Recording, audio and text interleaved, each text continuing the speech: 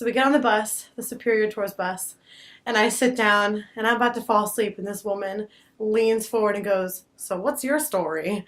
And I went, "Oh honey, you don't even know."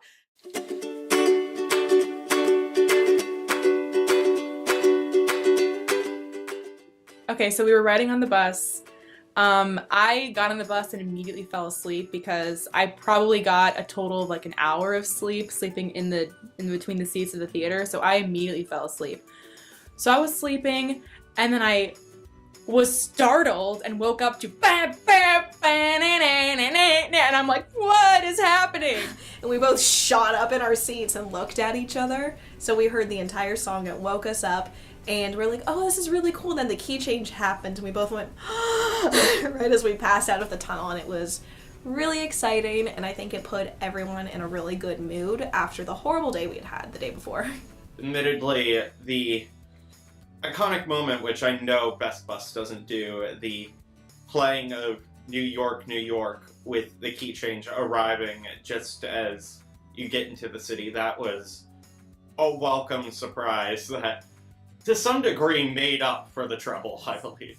It was such a relief to like finally be there and finally see Greg, and he was so happy to see us, and there was just one big group hug, and it was just so wholesome. It was this moment where I was just kind of tired. I wanted to go to my room, but we couldn't do that. And then Greg comes through the doors and everyone is so excited to see Greg, and I'm so excited to see Greg, and we have this big group hug. At that point when we finally saw Greg, I was just so relieved that we're here, we're in the right place, everything is at this point from now on going smoothly, and we are good to go. I just want to say thank you to the Tidewater Players Community Theater in Havre de Grace, Maryland. Thank you to the fire department in the historic district of Havre de Grace, Maryland. Thank you to Jeff from Superior Tour Buses for making sure that we had a transportation in New York. And just thank you to my colleagues, the students, and everybody that made it possible for us to get where we needed to be. When it's all said and done, I couldn't believe the number of people who had given of themselves to get our students to New York.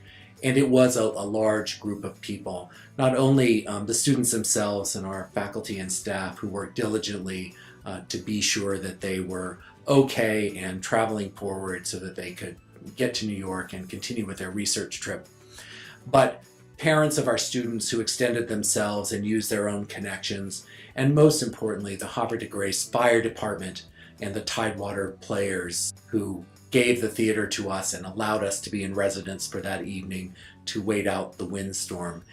It really still today touches me deeply that so many people went out of their way to help us.